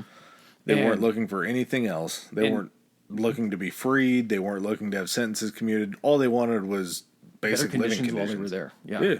And, part of that is having bargaining chips. And as soon as, I think Clark knew, and I'm sure a lot of these other guys knew, that as soon as they tried to do anything to one of their hostages, that it would be all bets are off. There's no more goodwill in this negotiation. And then they would storm the prison to retake it. So they knew for a fact that, they weren't going to resort to that. I don't even think that came up that they were thinking of resorting to that. No. But like you said, who'd they tap for security? This is my favorite guy out of this whole entire thing. And he was a mountain of a man. Seeing him still, like, in documentaries, he's just a big dude. His name was Frank Smith, and he was just universally liked across the prison. Like, all the inmates just really found him to be a good dude. White, black, Puerto Rican, didn't matter. His nickname was Big Black, and he's a large man. Like, when I hear Big Black, the first thing I think of, obviously, is Robin Big and Rob Dyrdek and Big Black. This dude lived up to it, except for he was built. I was going to say, the way they described him, I'm thinking like a Michael Clark Duncan. Yes. Yeah, that's a very a good comparison. He would... Well, and the other thing, too, still is alive? like... Who? Michael Clark Duncan? No. Not for a long time, man. Really? Yeah. There's somebody else that's kind of close to him that looks very similar. That's another big man that's still alive. You're going to have to come back to this one. Yeah, okay. So, the other thing about... what was his name? Sorry. Champion? No, Smith. Oh, Big Black? Yeah. Yeah. So, Clark goes to Frank Smith. So, Clark goes to Frank Smith, and Frank really doesn't want any part of this. I think was he in his last year? He was close, but he didn't, follow prison politics. He basically was a guy that just wanted to do his time and get out of there. He was trying to keep everything civil. He didn't want to go ahead and be within the negotiations or the politics, and so Clark just kind of appealed to him and was like, listen, I know you don't want anything to happen, and I think you're the best man for the job to protect these hostages and to make sure that things don't get out of hand. You're well regarded. Mm-hmm. Everybody will listen to you. And so he felt at that point that he was obligated to do it. I think at that point he knew that I don't think he knew that he would have this super big effect on what was going on. Mm-hmm. I think he knew that he could maybe try to keep the peace a little more because he did have those inroads built with all the prisoners where they would listen to him and they would sort of respect his authority in that position because he didn't try to take it. Like you said, he was approached, he was asked about it, and he had trepidation about it. Oh yeah. He wasn't sure that he wanted to be a part of it. I think the only reason he did it is that he knew he had the best chance of succeeding at doing it. I think that's probably the reason he did it. That, and I think he probably was for the cause at that point because if they're going to come in and storm, they're not going to separate people and ask them before they shoot them or before they arrest them. Oh no, we'll find that out. Yeah, it wasn't like were you a part of this, were you not a part of this? Okay, you say you weren't, but you got swept up in it. Like, he didn't want the reprisal. He knew that eventually the other shoe was going to drop. So Champion is basically tapped to talk to Oswald. I think they were talking, from what I saw in some of the documentaries, they were kind of talking back and forth across the big wall. That's kind of what it seems like. Through like bullhorns. Or between a gate. Yeah, it could have been a gate, That's too. how I see it, yeah.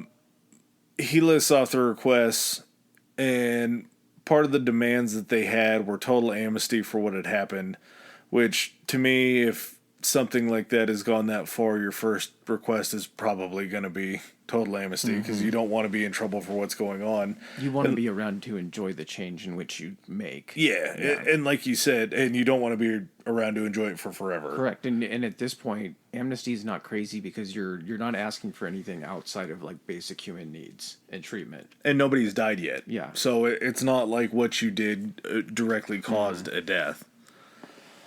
Along with amnesty, they also asked for advocates to come over and see, like, kind of oversee what's going on in the negotiations, that they were in good faith. Because, again, these guys were just all a bunch of prisoners. They weren't... There was a couple, like, civil rights people that they had requested, and just... well, like you said earlier, 80% of them hadn't finished high school. Yeah. So how easy is it going to be to dupe a bunch of inmates that hadn't even finished high school? Yeah. Well, and that's why, again, this is something that you don't think about, but that's why they elected representatives of the people they felt most capable of speaking on their behalf for improving their conditions. Yeah, and originally, I want to say it was like they had asked for 30 people to come in and observe, like a big group of people, and that ended up getting chopped down. And they were volunteers, weren't they? Yeah, it wasn't. There were a few members from Congress. There were a few, like you said, civil rights people that they had requested to come in. And after that first day, after Oswald had talked to Champion and they had kind of worked out a few different things, there was one of the guys that was with Oswald. His name was Professor Schwartz. And he really tried to work on the amnesty, very hard. He wanted to see a resolution to this happen sooner than later, and really jumped on it and drew it up. And there was I believe it was a judge that oversaw that area. Yeah, wasn't it late at night he had to get it signed? Yeah, so there was a judge that oversaw basically like writing the court orders as far as this amnesty that they were trying to grant them. And so Schwartz went to go find him and found out that he was on vacation in, I think it was like Vermont or something. Drove up to Vermont. Yeah, found out the hotel. Yeah, found out the hotel, showed up in the middle of the night, told him what was going on, and the judge initially was like, "Yo, I'm in the middle of my vacation. Yeah, I'll handle this when I get back." I'll look over it. I'll get to it in the morning. And Schwartz really pushed on him and said, "Hey, we have to make this happen now. Like, this isn't something that's going to work itself out. This isn't something that you can come back to on Monday. This can literally turn crazy at any second." Yeah, it started September 9th, and this is the late, early morning hours, like 2, 3 o'clock in the morning of September 10th. So you don't know what that time clock is, I keep going A-B, but you don't know what that time clock is before there's either going to be force that's used or those hostages are going to be murdered. So time is of the essence at that point. So the judge ends up signing the order for amnesty, and Schwartz thought that he got a big win at this point. Oh, yeah. Like he was really very excited about it. So he brings that back to Oswald, and then it was the next day. I think they might have been waiting on Schwartz, and part of the demand list was that they meet the next morning. And I want to say it was they were supposed to meet at 11 or something like that, and Oswald didn't end up showing up until like 2. So they've decided that, I think they've gotten some of the observers at that point, but they decided that the only way they were going to be able to have talks is where you were talking about in the prison where they had set up the picnic tables. They wanted to have these talks inside the prison. So Oswald was literally walking into a prison that was made to quell uprisings, to stop people from escaping. So he was walking... Him and I can't remember how many guards he had with him. Yeah, he was walking into the lion's den, though. There were obviously way more of them than there were of him and his guards. And I do believe he got let in with a few of the observers at that point, and brings the amnesty agreement. Yeah, that Schwartz was working on, and hands it over to Chapin. Chapin hands it to Clark. Clark looks at it. He goes, this isn't going to work. And Oswald, who I'm sure at that point was very proud of what he did, looks over kind of puzzled and asks him why. And they had found out that there needed to be a seal, basically like a notary. The judge's seal. And then the big kicker on it was, so in addition to technically not being a legally binding agreement. So, yeah, there was also the simple fact that it provided amnesty up until everything that had taken place up to the day before. Yeah, so this up is to the next night. morning. So everything they did yesterday and before, it offers them amnesty. So Clark is looking at him. He's like, what if something happens today? Like, what about today? We're still holding people. Like, this is the exact same situation as it was yesterday. Yep. And then it doesn't have the stamp on it. So they start to lose faith at this point. Because they don't feel like they're not feeling like Oswald is coming through on what he says he is. No, and he was late. He was late to their meeting. Mm-hmm. So Oswald thought that this thing had been squared away. He got them what they needed. So he's not trying to, I want to believe that he's not trying to purposely do this. He's just not paying close enough attention to it. And he's not taking it seriously enough of shown late. When he was late like that, I would imagine that showed to them, what are they planning? Like, why isn't he showing up on time? Is something going on? Yeah, the outside of this wall is filled with old guards that had gotten out and had escaped, and a bunch of New York State troopers that are standing on guard. They have helicopters that are flying over the top that they're seeing that, they don't know if they're going to overtake the prisoner at any point in time. They don't know if he's not showing up because that's the plan or anything else. Like they're trying to keep him out of danger. They weren't keeping him in the loop at all. So really after that sticking point had happened, and you listen to the same thing about the vote that they took. Oh, yeah. Champion and Clark took with the inmates. Yeah, so they're sitting there, and Oswald can kind of feel all the eyes on him now because he's basically walked in here thinking he's providing them with the golden ticket that they wanted, and everything can then proceed, peacefully. When he just figures out that that's not what he has. He's got a sack of shit. So, a literal sack of shit. He basically, Clark says to everybody, he's like, we run a democracy here. And he's like, by show of hands, how many people think that we should keep Mr. Oswald here with the rest of the hostages? Couple hands go up and everything. And then he looks and goes, who thinks we should let him go? More hands go up and everything. He's like, all right, you can go. At that point, what do you think Oswald is feeling? Like, I'm never coming back to this spot again. Or I'm coming back with what they want because this is where we're headed. Even if he got them what they wanted, he would not be in that position. Yeah, that's definitely a scary thought to have, just to think that they were that close to... Also, in that thought process, too, is as scared as you are at that point, what does that say to you about the people that you're trying to do this for? That there was an obvious choice to keep you as a hostage, which could have only, been a better bargaining chip. But at the same time, you see that there's also people trying to keep this going in good faith by saying, no, he probably, can be more good to us on the outside. Yeah, and that's really what it comes down to. Is he more valuable to us as a hostage, or is he more valuable to us as basically like a good faith negotiator? Mm-hmm. And luckily for him, they chose that they still wanted to come out of this as good as possible. Well, that's all they'd hoped for. They, the option to try to kill the hostages or anything, it doesn't even sound like it was an option. They were literally just working toward just a peaceful resolution. Yeah.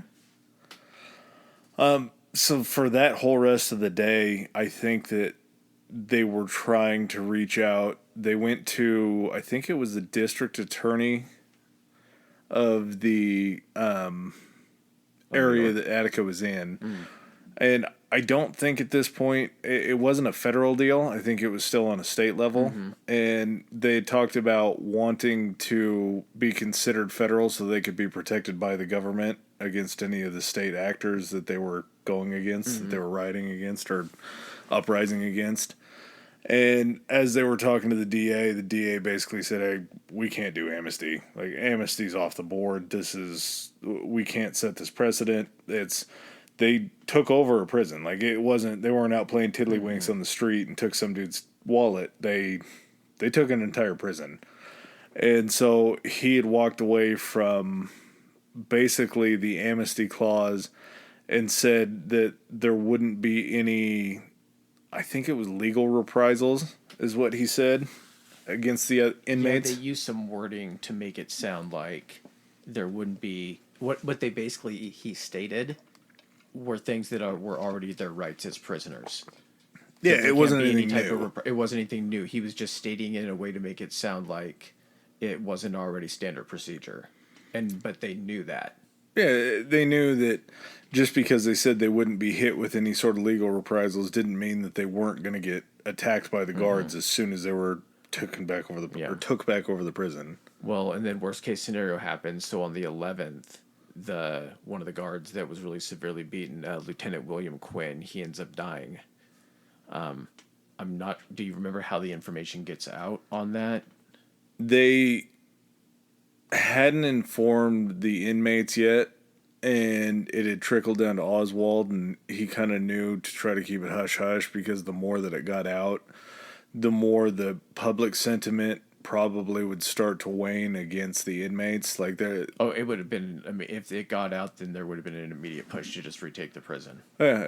It absolutely came down to trying to, I guess, give the prisoners the benefit of a doubt. And I think it was Oswald that ended up telling Clark that Quinn had died. And after the death had happened, there was no amnesty talk. There was no anything else. It just, negotiations basically went down to nothing, and they broke down because I think both sides were kind of coming to grips with what was happening. Mm-hmm. And well, can you imagine too? At this point, it's what day? It's day 2, day 3. Yep, into day 3. So day 3 at this point, how much of anyone slept? And your nerves have got to be just completely fried. Like you're trying to, basically, God, I'm spacing on the name now. The director of prisons. Oswald? Oswald, sorry. So if you're Oswald, your sole goal here is to try to settle this still peacefully. Yeah. When you've got all of these other people, his advisors and people that he's asking for opinions on are telling him, you got to show strength of force. You're going to look like shit if you bungle this and you handle this wrong. You have state legislature that's pushing for force because they want this taken care of lickety-split. Mm-hmm. You also had the purview of everybody that voted you into that office in the first place. Mm-hmm. On the predication that you're going to be looking for prison reform and to treat prisoners better. Exactly. You want to portray everything that you ran on, but at the same time, you're getting pushback from the government telling you we need to get this taken care of lickety-split because it's not getting any better. Mm-hmm. Well, and then they ended up trying to go up the chain even more. So, was it a group of negotiators, of the people that were there at Attica, like the observers? Do they go to Rockefeller? Yep. Okay. They had gone with him, and there were state representatives that were in the negotiators. That was kind of the thing that I thought, some of the things that I'd seen in some of the dramatizations, I can't quite tell, separating fact from just a good story type fiction. But it seemed like there were people that were pushing on both sides. There were people that were trying to stand up for the inmates, and there was one guy, his name escapes me, but he was a lawyer that came in William as... Kunstler? Wasn't that the guy that ran the prisons? No, that was Mancusi. Oh. I think it was. It could have been. We'll go with that. Again, we're 80% accurate, but the gist is there. So he told them that he was going to take up their case for him. He was going to make it happen. And he shows up to try to pitch Rockefeller on it. He's a civil rights lawyer, that's right. Yeah. Okay. But he has people on the other side that are hardline pro-prison guys that are saying, we need to stomp this out. You need to not look like a giant pussy here Well, the thing, though, too, with Rockefeller, so he had, did I mention that he wanted to be in the White House? Political aspirations, yeah. So he was gunning for president. He was a member of the Republican Party, so he couldn't be shown, if he had those political aspirations, to be soft on crime at all. So I think even in his mind, he already kind of had the situation decided. Yeah. I feel like that anyway. Well, and I'm sure once he found out that Quinn died, he knew what was going to need to happen to get it taken care of. Yeah, but the negotiators, they were trying to convince him, hey, you've got to go ahead and visit this. If you show up and just even negotiate down to a couple different things, like you could resolve this thing peacefully. And he didn't want to be seen like that, so he declined. No, and I don't know why he would do that. Like, I don't know what war that he was winning at that point not to show up, because you would think that the eyes of the nation are going to report on this. This was at a time when I don't know, they were probably able to keep this a little hush-hush, but I'm sure it started like within the first couple days. But as a governor, why wouldn't you want to be shown trying to go ahead and peacefully resolve this in your own state? How is that not going to make you look like a great negotiator and an even better presidential candidate? Yeah, it's all I hear when I think about that is, I don't know, and I guess maybe it depends on the eyes of the nation and what they felt as what should happen at that point. Mm-hmm. But you have to think at that juncture of the standoff, there's got to be more people that want a peaceful resolution of this as opposed to a non-peaceful resolution. Yeah. And that's just, I think, human nature. And like we said at that point, I don't think that the nation had found out that Quinn had died.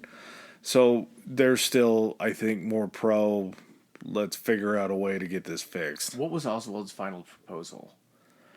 His final proposal came across, like we were talking about with the DA, saying that their reprisal wouldn't be taken care of, or they wouldn't face reprisal. It was the RD2 standard protections given to him. That's right. The standard protections. Which they called him out on, and it's rejected. So, and there was a lot of other things that he had said yes to, that he had greenlighted in their basically listed demands. But it just didn't feel like enough without that amnesty, because they knew what was going to have to happen. And they knew that if they didn't get that, they probably weren't ever going to see the outside again, because all it takes, at this point, there was and this is just backing up a little bit, but it was some sort of an uprising that happened on the east, or on the west coast. It was, I don't remember. It was a prison on the west coast. It was another big prison.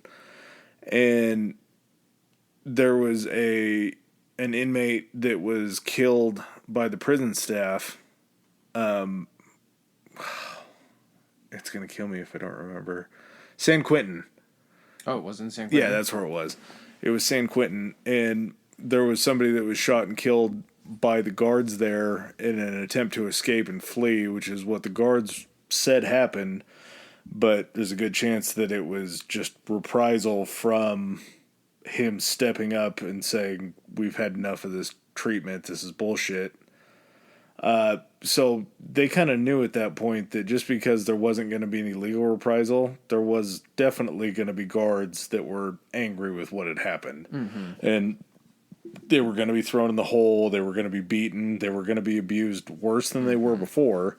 So without amnesty or any sort of promise that wasn't going to happen, that there were either going to be like new guards or there was going to be more rules or anything like that, they just realized that it wasn't going to be a good deal for them, because it was, either way the shoe was going to drop. Mm-hmm. And I don't know if they decided that it was better to drop in the public's eye or behind bars, but they went with the public eye. So at this point, the decision has always been kind of the plan. They've always been developing this plan since it happened on how the prison was going to be raided. So at this point, I think they're pushing forward with that plan, and they decided to go ahead with it. And essentially, instead of, there was this kind of weird conflict of who was going to raid the prison. So the National Guard was called in, and I think they had like 800 guys. A lot of people. To do this. But instead of the National Guard handling it, it got turned over to the state police. Now, the difference in this being is that the state police, I don't think, had any training in like raids or anything like that. A mass uprising. Yeah, they didn't have any of that. But this was also the people that had been here for like the last 3 or 4 days, watching all this kind of stuff happening, getting more angry. Some of the guards inside could have been their friends or something like that. So you have people that have now an emotional, attachment to this issue. And they said that they were out there getting their shotguns, loading up their shotguns and everything like that. And there was a guy that was with the National Guard, and I don't think he wasn't the commanding officer. He might have been a step down below the commanding officer, and he was looking at the situation, and he went up to his commanding officer and is like, "You got to take the state police off of this." He's like, "Why are we not going in there to do this? Like, we have training in order to go ahead and do this." But these guys have also been out here. I've heard these guys' conversations talking about how they can't wait to use these shotguns. It's not a situation that would garner using a shotgun to solve. So he goes to his commanding officer and is trying to tell him, "Hey, you need to go ahead and can we request that we go in, or at the very minimum, we go in with them to kind of temper everything to make sure that nothing, nothing horrible is happening." And he ends up getting his request turned down. There's no emotional stake into it for the guard. Mm-mm. They know what they're doing. They're specially trained to do this. Yeah. State police aren't. And not to mention, not only did they let state police come in, but they also, the guards that volunteered to go in, that worked at the prison, were also going in. So you're going into it with an animus towards violence because you're really angry about what happened. And from there, things just get really, really muddled. They had taken 8 of the hostages up onto the catwalks and held knives to their throats as, I don't know if it was a show of force. I don't know if they had maybe started to feel the heat that something was going on. Like a back off maneuver. Something to kind of make them second guess raiding the prison. But unfortunately, this happens September 13th, the morning of. And at 9:46, they cut all the power to the prison. So anything that they really had that was run as far as lights or anything like that, everything was cut off. And they played a warning over the loudspeaker that basically told them to surrender peacefully, drop to the ground, drop any weapons that you have, go into the prone position, and you won't be hurt. Which immediately, as soon as the state police raided and as soon as the guards came in, it just, all bets were off at that point. Well, one of the guys was giving a report, one of the prisoners in the yard, and he says, "I saw a helicopter flying toward us, and I thought for a second, I was like, oh my God, I think that's Governor Rockefeller. I think he's showing up kind of in the, what do they call that, like the 10th hour or whatever." Right at the end, the 11th hour. And he's going to negotiate with us, and this whole thing is going to get settled. And then I think as he noticed that one, he noticed another helicopter that was coming in. It was like, I don't know what kind it was, but it had like metal canisters under it, and it's how they launched like the tear gas into the yard. So he said they launched a bunch of, it was like either tear gas, or I don't know if it was like I don't think you can use that white phosphorus stuff, but the way he described it was that like he started like coughing up blood, like after being in this gas. And then, like you said, all of a sudden, the state police, along with the guards, just plowed into the prison yard, wearing gas masks. Yeah, they were ready for what was going on. This is a coordinated effort to bring it in. I want to use the word attack, but at the same time, there's that weird feeling of saying attack for a prison that's been taken over by prisoners. Yeah, and one of the things too that one of the National Guardsmen, the guy that I was talking about, that was talking to his commanding officer, he was like, they don't have weapons. They have like blunt weapons and everything like that, but they don't have guns. Yeah, they don't have guns. Like, we can go in with guns and everything like that. We have rifles, but at the same time, these guys know they have to get close for shotguns. So I mean, they end up coming in, and from just the small descriptions that I picked up in the documentary, there was examples of one of the guys was over by one of the guards that was still sitting on the ground, and he goes to grab the guard to pull him out of the way.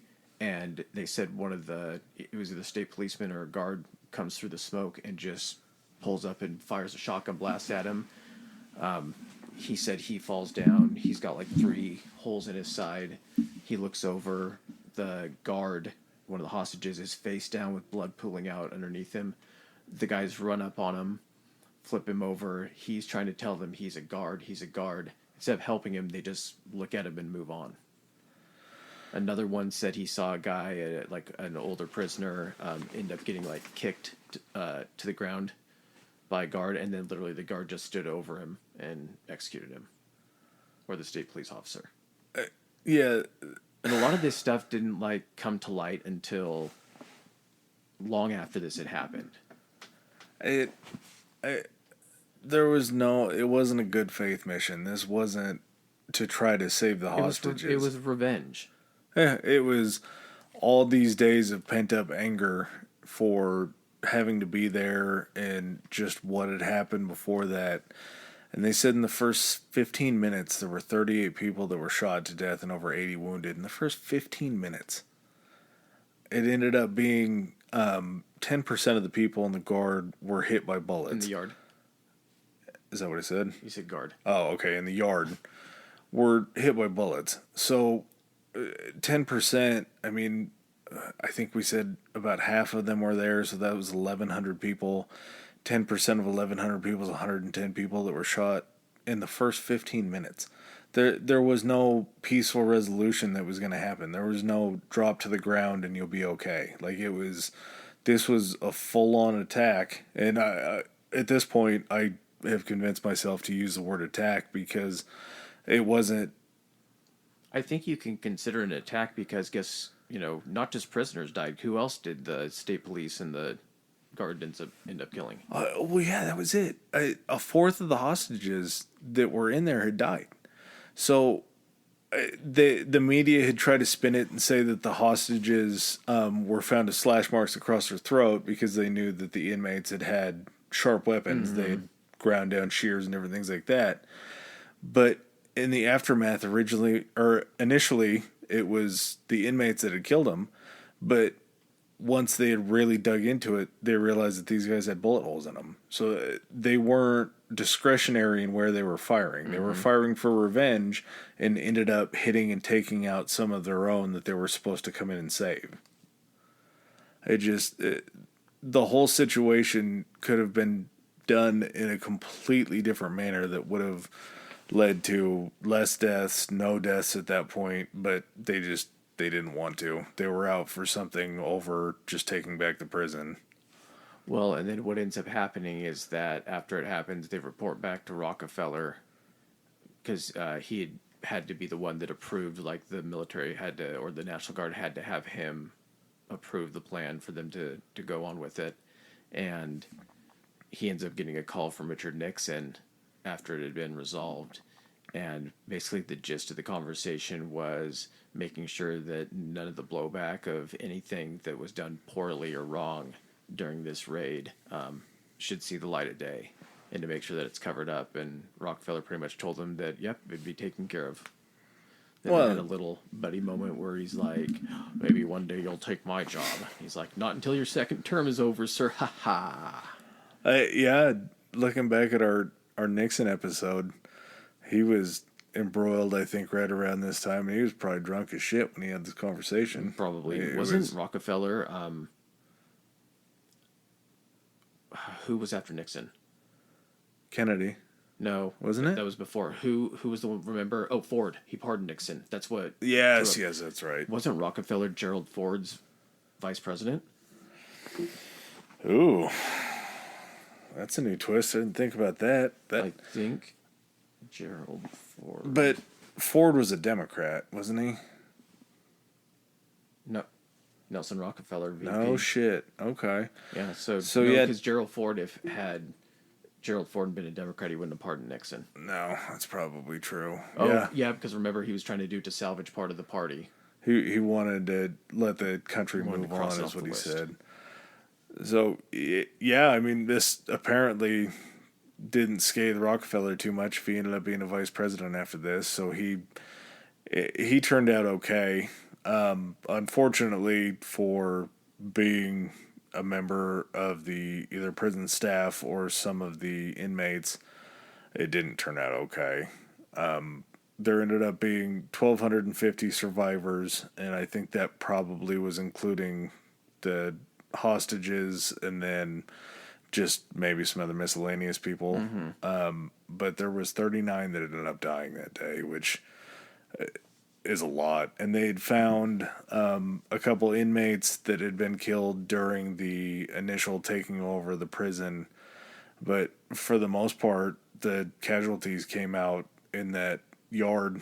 It came out in D Yard, where this uprising going for just simple rights just didn't make it out. Yeah, and everything got covered up. Oh, one thing too is when, from some eyewitness testimony of some of the prisoners that survived and were in the yard at the time, they said that the officers or the state policemen or guards had taken off all of their identifying markings. Oh. So any of their names, badges, like anything that would identify them to be able to link them, there was entire groups of either state police or guards that had taken that off, so they wouldn't be able to tie any of the things back to individuals. Yeah, they wouldn't think that it was them that were doing the shooting that ended up killing them. Yeah, exactly. Yeah, man, there were pretty big reforms that followed and things I think did get a lot better, but all their requests weren't met. And still to this day, I mean, this happened in 1971, so we're 51 years later? Mm-hmm. You still see subpar living conditions for inmates, and kind of like what I said in the beginning, it's not supposed to be a vacation. It's not supposed to be fun times. You know, it's supposed to make you never want to do it again. But the whole thing is, and I mean, you talked about this, is that if your focus is only on, you know, the punitive and the penalty, what are they going to contribute when they get out? Yeah. That's why, you know, the recidivism rate is so high, is because, like, I understand that, like, there's people fuck up. Everyone fucks up. Some people just fuck up to a degree that happens to align with the law that they break, and they do some really dumb shit. I think that most of those people look at that and say, that was the darkest time of my life. I never want to do anything like that again.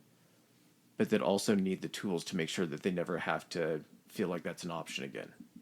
Yeah, absolutely. I'm not saying, like, give them college courses, but like you said, like, a lot of these people, and I'm not saying that this is the current way that the prison system is right now, but that huge percentage of them not having even a high school education. You could finish high school education for those people, and when they got out, they could go into, you know, and try to be productive members of society. And if that's what their focus is on while they're rehabilitating in here, the chances of them learning skill sets to make them a better criminal, it reduces that. Well, yeah, and it would be one thing if looking across prisons all across the world, like if you gathered world data of this kind of stuff, other countries don't deal with this. Mm-hmm. And they do. They see that other countries don't deal with a recidivism rate this high, and it's mostly because other countries set people up for more success. I think they've grown with it. That's the thing that I think the issue is we just decided that, like, this is the standard for prisons, regardless of how much time has passed. There's never anything new introduced that can, you know, to a mass scale that would affect change. I don't feel like there's anything introduced to really help. I think other countries have been like, how can we, like, better this aspect of our society? How can we let's go ahead and work toward getting rid of this entire aspect of our society. Yeah. Let's make it to where when these people go in and they come out, they never have to think about going back in, and eventually maybe we don't have to have a system. Maybe it can shrink.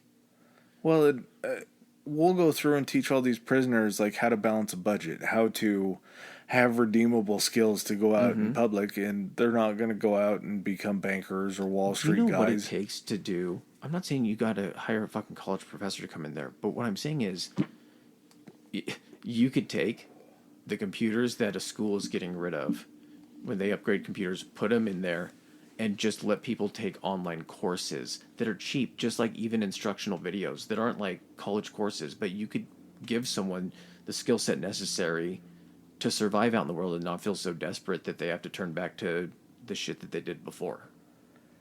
And I think there are those courses to a certain extent, but I think a lot of those courses are more to be time filler for what these guys have to do on the inside than they are mandatory. Like, you can sign up for these things, but they're not teaching them anything to give them a leg up on the outside. You have to have that desire, is what you're saying. You have to want to take those courses and have to seek that out. Yeah, exactly. And there's, don't quote me on this either, but I'm pretty sure at this point in time, we have more people in prison for nonviolent offenses than we do violent offenses. So the prison system, maybe look that up. That might be something I regret saying. But the system is set up to keep these people inside for a certain amount of time, and then they're left to their own devices. And like we've talked about through a million of these episodes that we've done, the starting line for everybody isn't like, it's not concrete. It's going to be different for everybody. And if you have to grow up in a life where you don't have a solid family, you don't have a solid community, something like that, you're going to have to hustle. You're going to have to figure out how to make your life what you want it to be made. And the people that are kind of raising you, training you on the streets, aren't going to have the same values that everybody else is going to have. So if all you know is hustling and trying to make enough money to support your family on the outside when you go in, and you don't learn any redeeming qualities or skills or anything like that, or how to live a life on the outside again in a good way, like a productive member of society way, then you're going to fall back into the same shit. You're going to fall back into hustling. You're going to fall back into selling drugs. You're going to fall back into robbing people. If that's all you know when you go in and you don't learn anything on the inside to come out and be a better person, you're just going to fall back into those same haunts, because those bills never stop. You never stop having to pay for somewhere to live. It looks like it's close to half, give or take, like 5%. So it might be a little bit more violent than non-violent. But still, if you could cut that down and focus even primarily just on the start with non-violent offenders. Yeah. Start with them, start rehabilitation programs with them, and then you all of a sudden now you drop that down by a certain percentage. Then take what you've learned on that and focus it on violent offenders and add additional rehab into that. Even half, dude. Half of the amount of people that are in prison didn't commit an act of violence.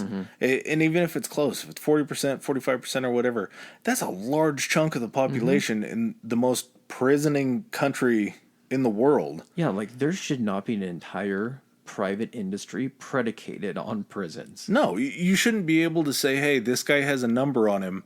If he's in your prison, that's the amount of money that you get. And whatever you don't spend on him, you get to keep yourself. For-profit prisons is the biggest bunch of bullshit. The prison industrial complex, and I'm starting to sound like a very passionate person about this stuff, but it really is you get paid to lock people up. You get paid to house these people. And the more money that you make off of these, the more money that you get to keep. So why would you not do that?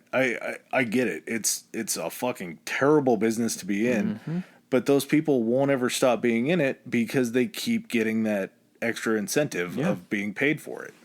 And prison conditions now are definitely better than they were at Attica. They said that they weren't even coming close to the average caloric intake that a human being needs to survive and thrive on the inside.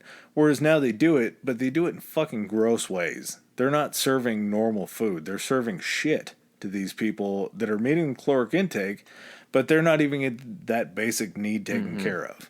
And if you can't get those kind of basic needs, how are you supposed to try to be a better person when you get let out? Yeah, if you just are angry all the time.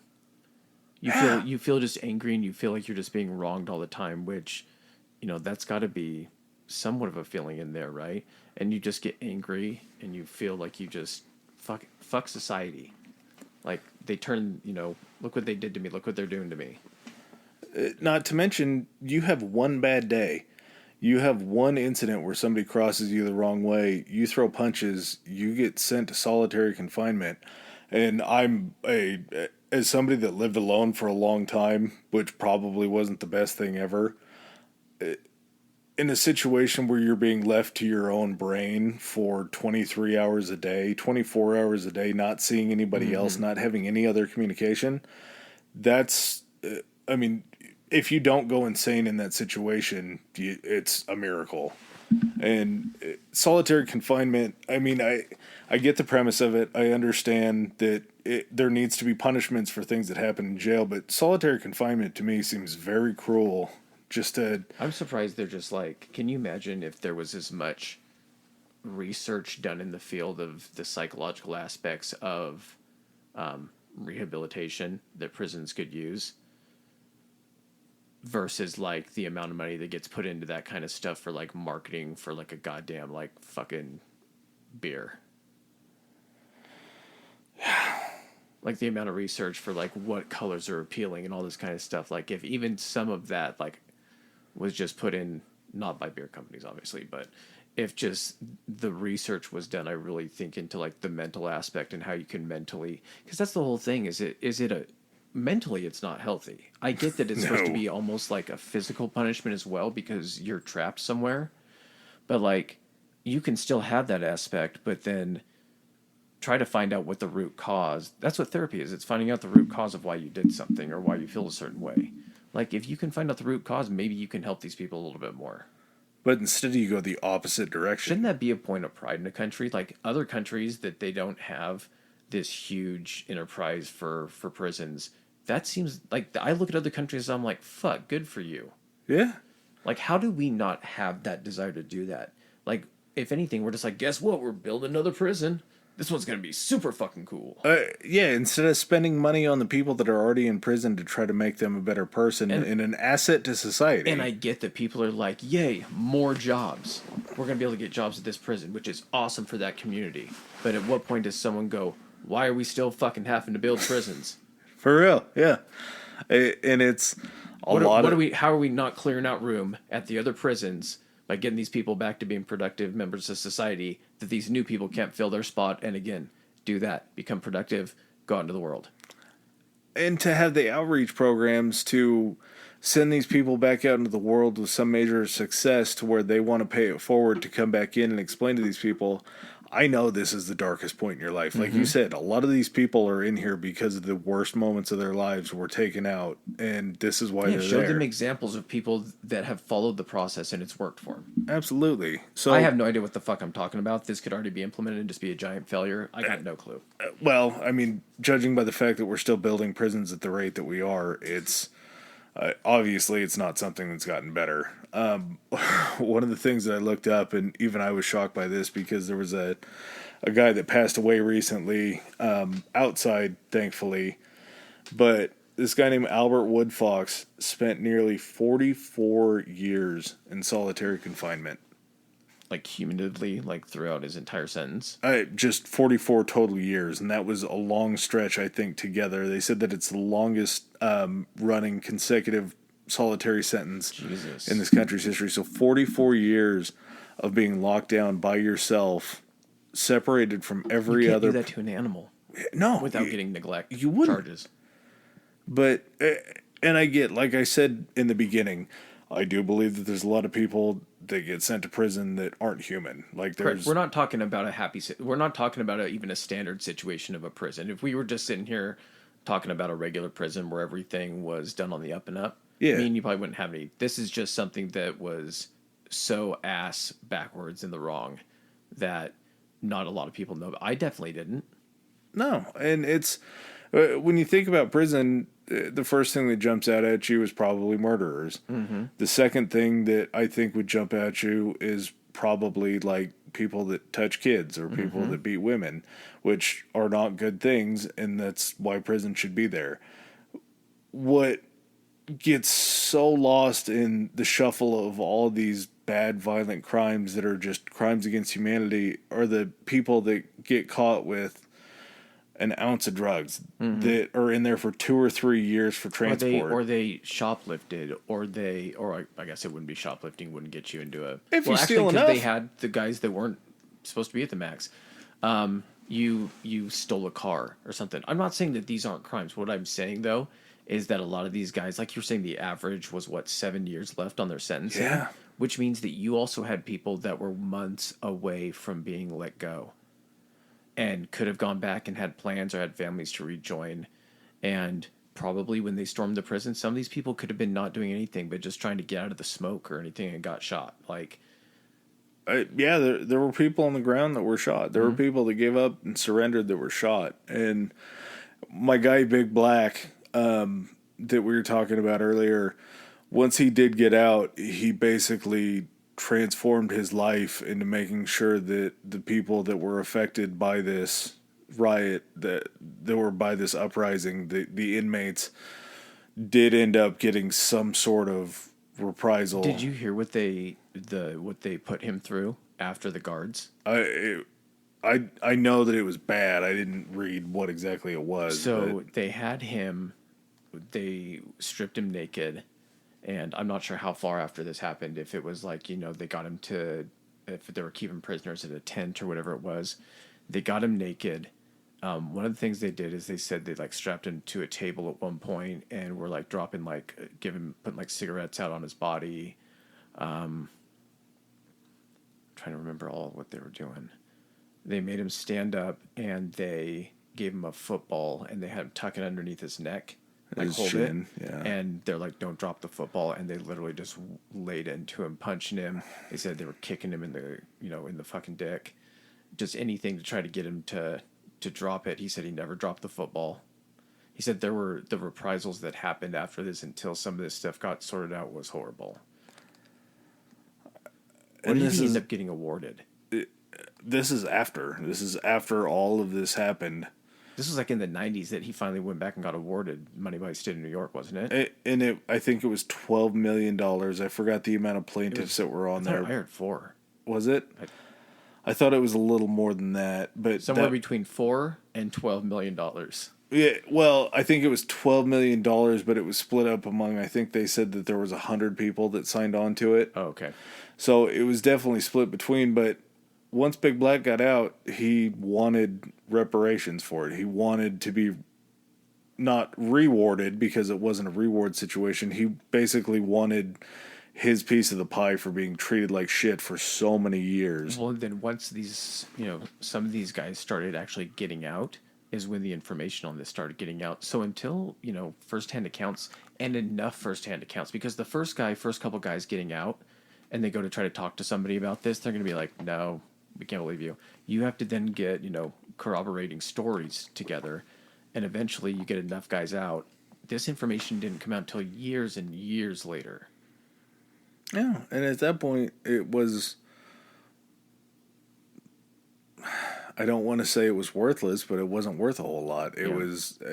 granted, people did find out and their story was told, but it had been so long since it had happened. Yeah, it's no solace to the people that had to go through it. Not at all. And $12 million for going through something like this after being treated terribly and then being treated even worse after that until you got out. Like, there's no... these people were criminals. They were in jail for things, but you still have a level. You have to have a level of humanity for anybody, really. Yeah. Well, thanks for the fun topic. Yeah, we were on a real hot streak of goods, and this was a little rough. We were getting too happy. Yeah, sometimes you got to bring yourself back. You got to lend perspective about the bad shit, because then it makes you appreciate the good shit more. Well, and I don't know if it's kind of what we set out to do is just two dudes going over historical events while imbibing in the devil's lettuce substances. Yeah, but it to me it kind of brings things more to a human level to see something like this and realize that like we've had a pretty good life. Like I don't know a lot of people that have been to prison. I do know an amount that have been, but it just almost reinforces the thought in your head that everybody deserve something. Even if you have committed crimes against other people, you still deserve some way of life to live that isn't just demeaning 24/7. Like there's still some part of a human being inside you that deserves to be treated with some level of respect. Yeah, seeing this, it gives you an appreciation for knowing that your struggle, really, when you boil it down, is not that much of a struggle. I mean, there are for people, but this does help to prioritize things and have you be thankful that you've never had to go through anything like this. And to not forget about it, too. Yeah. To realize that there's other people that aren't as lucky as you that have been through this. And I'm sure that we've had listeners that have spent time in jail and kind of in the system. And they're just, we need to get something figured out. This isn't a way to have a society. Mm-hmm. Especially when it's going the wrong direction. Yeah. Like, we're supposed to be so advanced, but we can't somehow figure this out. And you see things like they've, I think, shut down a lot of mandatory minimums for some things. And the crime bill that came out in the 90s, it was supposed to kind of head some of the stuff off. And crime numbers did drop somewhat. But at the same time, it may not have been because of this. It may just been because people kind of got better at what they were doing. But sentencing somebody to mandatory minimum for having, a certain amount of drugs on them at one time and judging people because they are just trying to put food on the table. Not everybody. There's people that are definitely in the lifestyle of dealing drugs to be dealing drugs and to be that way and to want to be a hard individual, but not everybody does it for that reason. People do it to put money on the table. People only commit acts of desperation because they're desperate most of the time. That's why they called that. Yeah. All right, man. You got anything else? No, I think we're good. All right. Later, guys. Peace. All right, guys. Hey, thank you so much for making it through another episode and sticking with us. If you want to kind of follow up on the next upcoming episodes, get some teasers, Adam, can they get us on the Twitter? They can get us on the Twitter. Our Twitter handle is historically high. That's historically HI. Nice. And on the Instagram? Our Instagram is historically high pod. That's historically high POD. And what happens if your social media inept? If you have any issues where you can't figure out social media, our email is historicallyhighpodcast@gmail.com. We set up a landline. Just in case. You guys can go ahead and shoot us any question, comments, or even maybe suggestions for future episodes, something you guys want to hear. Yeah, high thoughts, questions, anything like that. We're always open. We'll always get back to you. Hell yeah, guys. See you on the next episode. Peace.